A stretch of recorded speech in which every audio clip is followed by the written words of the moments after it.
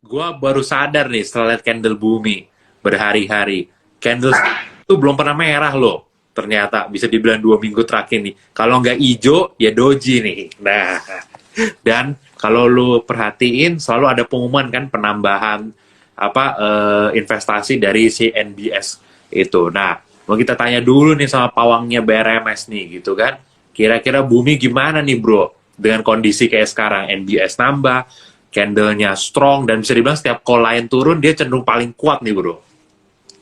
Cuma ini sih, satu yang tak note sih, dia memang bertahan di atas, tapi volume kan udah slightly lower ya.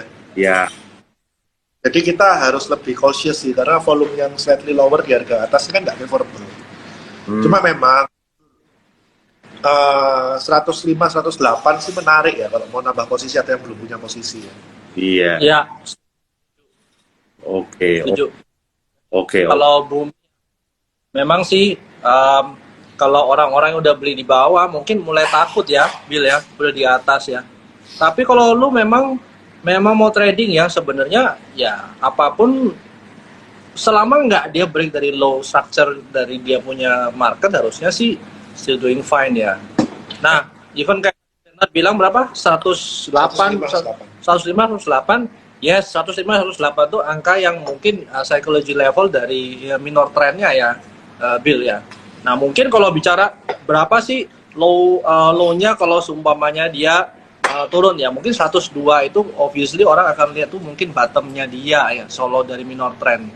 Ya, ya, ya kalau lihat grafiknya nih antara dua nih Hans, topping atau sekalian naik ala raja nih. Pokoknya naik ya udah, naik-naik ke puncak gunung tanpa koreksi yang ada nih pokoknya ya udah naik-naik terus aja kayak gitu kan.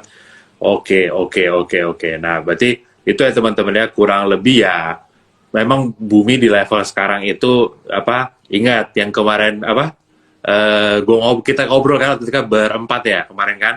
Ingat, bumi itu yang penting bukan fundamental yang belakangnya. Fundamental. Nah, bumi itu yang paling penting mentalnya, nomor satu.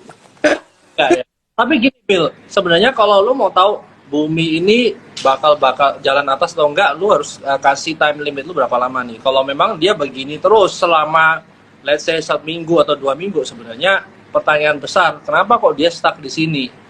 Apakah distribusi? Ya makanya kalau memang dia mau naik ya harus cepat naik. Nah, kenapa kalau lu lihat dari technical itu kan ada pattern chart segala macam ya, ada yang namanya apex ya. Nah, apex itu biasanya deket-deket dari ujungnya ya, Bill ya. Nah, kalau memang dia trennya kuat, itu nggak boleh sampai apexnya dia sudah mulai jalan ya, berdasarkan technical ya. Nah, kita lihat nih, berapa lama dia bakal stuck di sini. Kalau sampai besok, sampai seminggu ke depan dia stuck di sini, mungkin ya udahlah, kita cari yang lain dulu atau kita kurangi posisi dulu ya. Itu ya. Benar. Ya, jadi itu benar teman-teman. Mungkin kalau teman-teman yang bingung apa itu apex gitu ya. Jadi kalau teman-teman mungkin belajar technical gitu kan ada yang namanya contoh symmetrical triangle gitu ya. Triangle yang Ya. begitu kan. Nah, sebisa mungkin breakoutnya itu dari sini. Nggak boleh terlalu dekat ujung gitu. Kalau udah terlalu dekat ujung, biasanya justru itu malah jadi meaningless patternnya gitu. Nah, jadi memang ya, jadi memang kalau memang ada mau jadi breakout, kalau teman-teman baca dari buku-buku technical dari para pakar, itu kalau mau ada breakout, bisa dibilang tuh cukup 3 kali ngetes saja atas bawah itu udah harus langsung. Betul, Bill. Saya menjelaskan kenapa kok pennant pattern itu lebih kuat untuk secara trend daripada triangle pattern ya. Karena kalau lu lihat dalamnya pennant pattern itu kayak 1, 2, 3 dia udah mulai jalan ya. Jadi kalau triangle itu kan time periodnya lebih panjang. Berarti kan hesitationnya lebih besar di sana ya. Nah, hal seperti ini sebenarnya nggak begitu favorable karena semakin lama orang secara psikologi kan ini jadi naik atau jadi turun nih. Ya, Ya, itu mungkin yang secara psikologis marketnya ya kalau kita lihat secara teknikal gitu. ya, ya. Oke. Nah, selain bumi ya Hans ya, salah satu yang kita perhatiin juga itu kan bisa dibilang dari grup yang satu ini kan, ya ada bumi, ada BRMS gitu kan, dan ada juga satu lagi energi gitu kan. Which is sekarang energi saat ini suka ada serangan kilat nih setiap menjelang market tutup. Ini udah kedua kalinya nih gue lihat bisa dibilang dalam seminggu terakhir ada serangan kilat nih benar-benar menjelang market tutupan tiba-tiba harga naik gitu kan. Nah, bisa di Apa? Ya. termasuk yang ngamatin juga lah ya energi ya Hans ya gitu. Terutama hari ini Hans juga ada nih teman-teman open position gitu kan di sini gitu. Nah, dan bener Bosan ya, bosan nih. posisi itu dari satu pas merah gitu. Namun kita bisa tanya juga nih ke Hans nih, apa yang sebenarnya Hans lihat waktu pas open posisi pada tadi lagi merah ya bisa dibilang Hans ya. Which is memang sebenarnya dari kemarin kita udah berspekulasi nih Hans. Biasa nih dia ada pemainnya nih kayak nih tiap-tiap deket sore ini ada yang narikin gitu kan. Nah, cuma kalau lu ngeliat Hans sebenarnya alasan lu untuk entry di energy itu apa? Karena balik lagi Hans, kita harus bedain funda dan mental gitu kan. Fundamental ya. Tapi ini mentalnya juga penting gitu kan. Iya. Nah, sebenarnya kalau lu mau lihat kan ada correlation base, itu hampir semua barang-barangnya grupnya dia jalan ya. Ya. Nah, walaupun kemarin sebenarnya kalau dari grupnya dia energi paling tinggi, Bill. Cuma secara structure market sebenarnya favorable banget ya. Even dia sekarang primary trend, dia masih uptrend, secondary trendnya juga uptrend. Ya. Kalau lu mau lihat supply demand itu juga base rally, pas dia di area demand, ya sebenarnya waktu pullback juga sebenarnya pullback yang cukup ideal ya kita harapin ya. Makanya lu lihat dulu bukan cuma primary-nya harus dilihat tapi secondary-nya juga harus dilihat. Nah, in this case dia pas di area support resist kan. Ya makanya gua masuk. Nah, tinggal masuk dari area sekarang berapa sih risk-nya lu. Nah, problemnya waktu kemarin waktu dia naik, nah lu ikut nggak yang lap pertama? Kebetulan kan kemarin gue masuk yang waktu dari secondary-nya udah mulai naik ya, terus TP di kurang lebih 302 something ya. Nah ini pullback lagi, gue berani nambah. Kenapa? Udah dapat menang satu lap nih. Nah itu dari psikologi ya, dari technical ya. Obviously ini sebenarnya belum patah tren si Bill kalau untuk energi ya. Tapi berapa sih expect kenaikannya? Gua rasa sih 302 sampai 324 itu gua akan mulai trimming posisi si Bill. Oke. Nah, mumpung ada Bernard juga tuh di samping lu kan. Nah, coba nih kita tanya Bernard. Mana nih? BRMS energi, Bernard paling berani yang mana diurutin 1 sampai 3? Bumi, BRMS energi. Gimana? Paling gede pasti di BRMS. Oke. Nomor 2, bumi, baru energi. Energi sih, to be honest, harga sekarang aku nggak mau ya. Oke. 220, 218. Ya, oke. Kalau teman-teman mau tahu, kalau kita mengenal BC itu adalah saham blue chip. Nah, kalau Bernard beda lagi. BC-nya itu namanya Bakri Chips. Nah, itulah ya teman-teman. Itu beda tuh. Saham.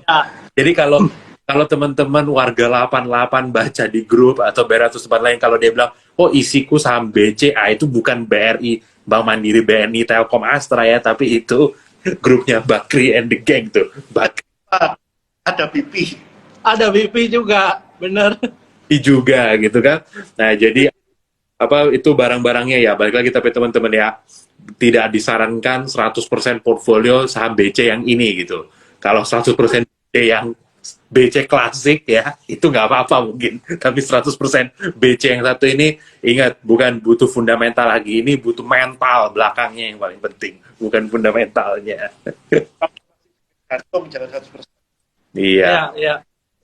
Tapi cukup lu harus perhatiin ya. Memang yang jalan fenomena belakangan ini kan barang-barangnya seperti ini ya, Bill ya.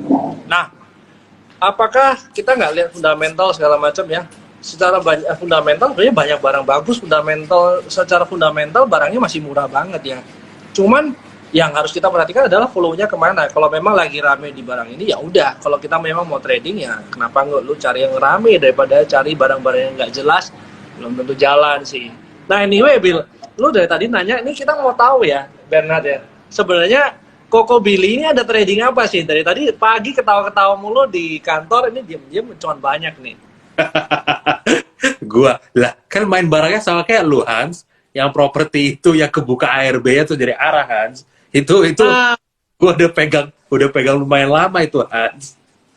Oke. Jadi kalau lu ngomong ini berarti harusnya kalau nggak salah ya, gue nggak tahu ada barang properti lain mana. Yang Pani berarti ya, Bill ya. Betul. Nah, udahlah Hans, lu kan juga main hari ini untung 17% Hans, lu beli dengan ARB-nya Hans, malah gitu. Iya, iya betul. Jadi, gue mau tahu ya, kalau reason gue biasanya lebih ke, ya gue technical, tapi kenapa sih seorang Billy nih, yang biasanya punya reason yang cukup jelas, atau apa lebih matang nih, Billy yang dulu aset management beli barang Pandi nih, ada apa nih? Coba gue mau tahu nih.